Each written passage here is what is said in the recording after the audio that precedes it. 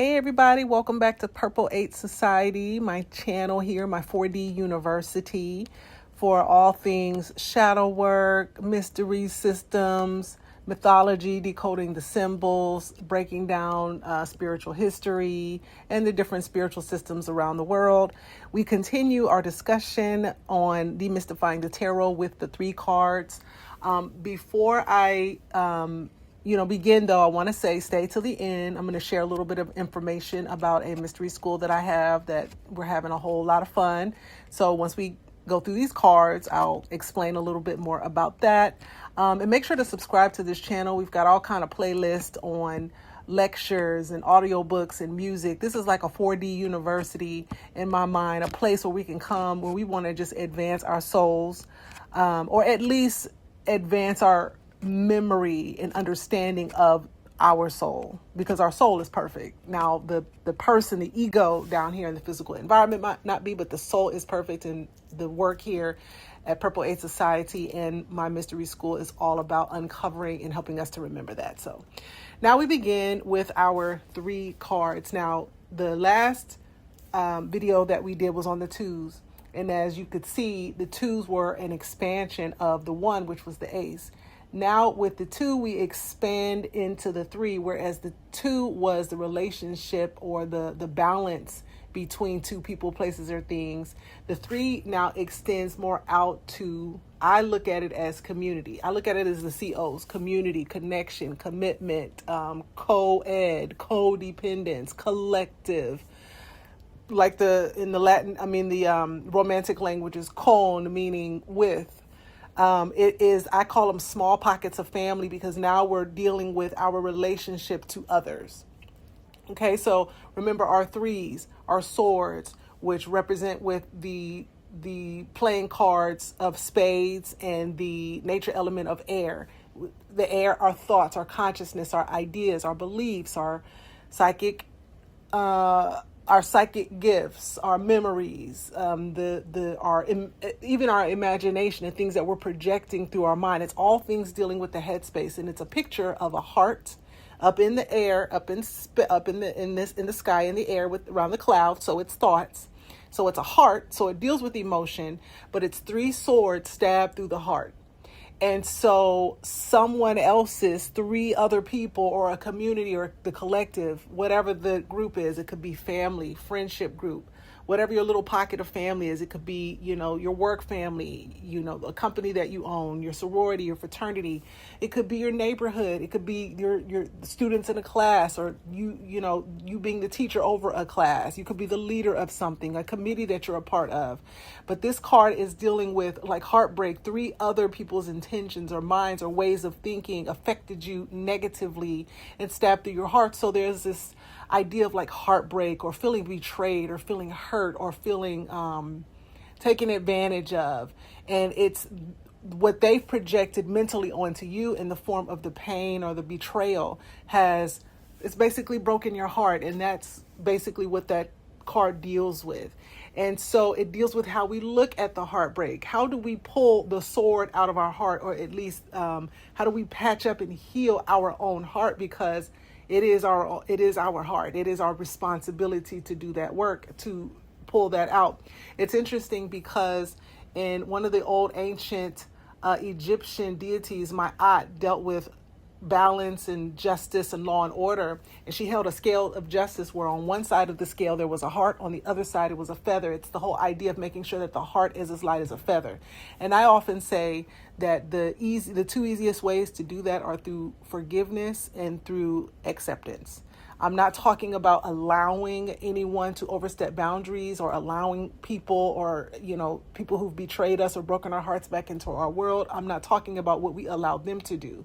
It is the process of lightening our own load, taking the swords out of our own heart so that we heal. We can be freed from being weighed down with that.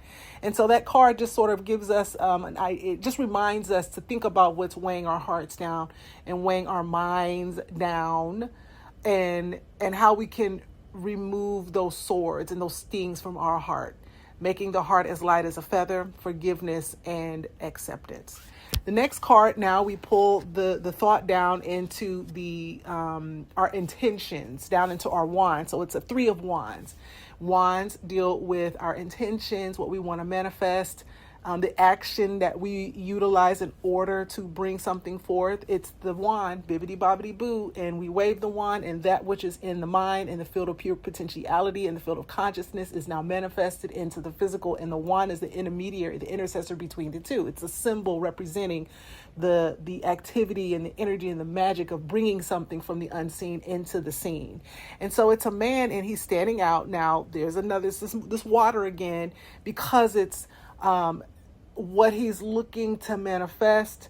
There's a sense of emotional excitement in it. So he's standing out on this beach. He has his cape on, he has his crown on. Whether or not he's a king or a prince, he has some leadership role within a kingdom. So there's something that he's responsible for. And he's standing on the beach overlooking the sea, where there's these boats coming in, there's trade happening, there's a couple of dolphins swimming through the water, and he's just examining he's examining a larger picture of that, the community that he is responsible for.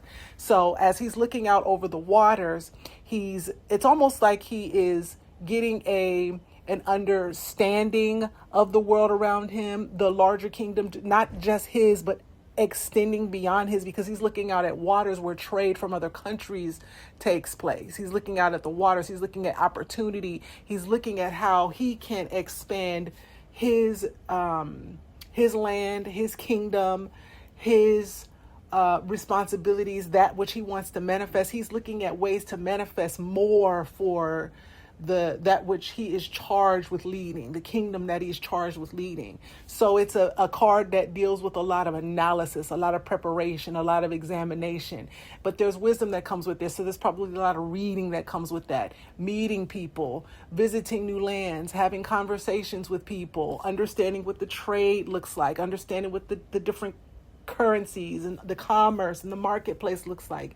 And it's him taking responsibility for the expansion of the community that he presides over. That's what this card represents. Now the next card we pulled is the 3 of Cups card. And remember, cups, and back to our wands, nature element is fire, and the playing card equivalent is our clubs. Okay. Now we pull a 3 of Cups card, and cups deals with our emotions. It could be filled with water, which is a representation of emotions, or milk, which is a representation of nurturing emotions from the mother, and wine, which is a representation of like the emotions that come from spiritual matters, spiritual things. And so it's 3 people, and they're standing out in this garden. They've manifested all of these, looks like the summer foods, because it's bright in color, oranges and red. So it's probably like, fruit and watermelon and, all kinds of things. So and one woman, she's holding a handful of grapes, like a vine of grapes. So that a lot of times grapes, when you look at the ancient stories, like think about the old Hollywood movies where you would have a person laid out by the water and someone would be fanning them and another person would be feeding them grapes.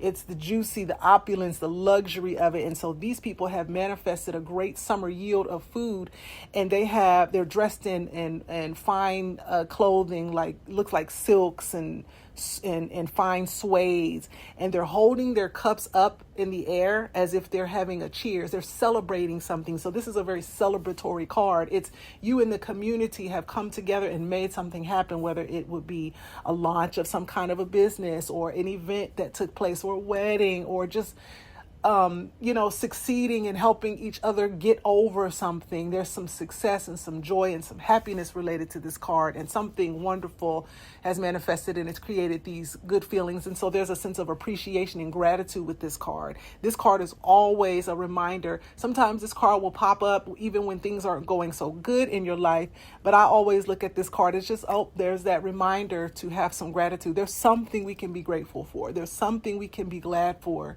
Even if we don't feel it in the moment, there's something that we can be grateful for. In some way we're better than we were this time last year. In some way, we have more knowledge, we have more wisdom, we've manifested much more, we have more available to us in terms of our resources, we have better tools, we have frames of reference now that help us make better decisions. So this is always a card to just remind us of what we can celebrate, not taking anything for granted, celebrating all that we can appreciate. Now, the last card is the Three of Pentacles. And remember, Pentacles is, it deals with our physical reality, the earth. That's the nature element. It's equivalent in the playing cards is going to be your diamond. So they're both mined from the earth and they have a lot of value. So they deal with our physical resources. Anything that we can see, smell, taste, touch, and hear in the physical reality is a resource to us. It's not just money, even though it's a coin. A pentacle is a coin. And a lot of times it is associated with money. It's not always about money. It is about the abundance of resources, the resources that we want to manifest, the resources that we maintain, and the resources that we use to create more resources. And so it's a picture of three people and they're inside this place of worship. And it's, I don't know if they're either renovating or they're building it, from the inside out. And there's one person who's holding a hammer. There's one person who's holding a blueprint. And there's another person who's like speaking as if they're leading or they're consulting. He looks like he's a little bit older, so he understands it and he's consulting.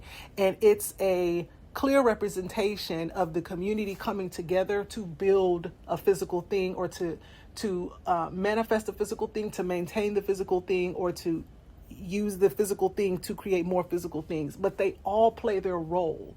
The man is hammering, that's his role.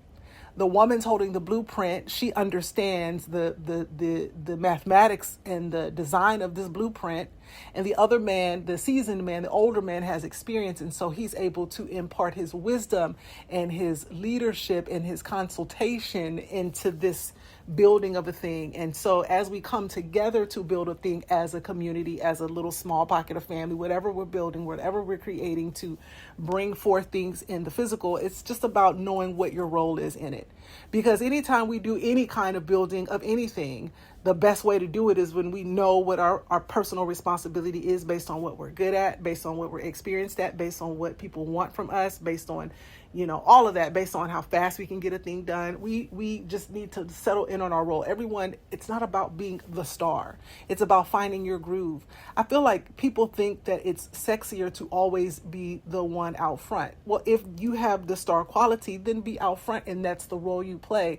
But a person, when they know what their vibe is, they sort of know their lane and get in tune and tapped into who they are without trying to compare or usurp spotlight, that it's sexier to know what your role is versus trying to push and be the star all the time. It's just swag, I feel, comes from personal. It's a personal thing. It comes from inside and it oozes out with a sense of knowing who we are. And part of knowing who we are is knowing what our role is, knowing what our lane is, and whatever we're doing with the collective and with the group. It takes all of us. And that's what this card is a reminder of. So that is our 3 cards. Tomorrow we'll pick up on our 4 cards. And as promised, I said that at the end I would talk very briefly about my mystery school. And it's called the Inner Forward Mystery School. I've been a tarot practitioner for 13 years. And in 2020, I decided I wanted to move into more education because I love talking about I don't really look at the tarot as we learn in the first video, the ACE videos, that I'm not into predictive tarot. I'm not into hocus pocus reading anyone's mind, any of that. I'm into looking at tarot as the prompts they're designed to be used for. And part of that includes my love of just decoding symbols. I just love to do it. I'm always decoding something and I'm always finding the patterns. And so I decided in 2020 that I wanted to move into tarot education. And so I have what is called my mystery school. You get an audio, it's like a podcast audio that you receive every Sunday evening from the platform is on Substack. And it's $7 a month. And we go in the audio, we use the tarot as a baseline of prompts. And then from there, we take off into conversations about the ancient symbols and animals and different kind of mythology, the idea of what the fae and the fairy really are, a little bit about angels, a little bit about astrology. We go into the soul's journey as it's depicted through story, through mythology, through comedy, through reality TV, through, drama, through mystery. We look at ancient literature. We just go through so many things, and it's a really fun conversation. It helps us to do our own shadow work, our own healing, and our own personality detoxing. Helps us see the ego for what it really is and how to detach from it. And it's a really cool conversation. It's like sitting in an Egyptian temple and we're just talking out the symbols and just breaking it down. That's how it feels. So if you're interested in that, check out the description box in this video. And I'm going to put a couple of other playlists from my YouTube channel in the description box as well. I think on this one I'm going to put the spiritual sciences playlist, and I think I'm going to put a New Jack Swing playlist in there too for anybody who just wants some New Jack Swing to dance to or work out to or drive to, you getting into the vibes or whatever. I'll put that playlist there too. But subscribe to the channel so that you can check out all the playlists. If you have any ideas of playlists that you would like to see, feel free to let me know. And share this video with a friend who you think would be interested in learning more about this. And thank you for joining me. You all have a wonderful day, and we'll talk soon. Bye-bye.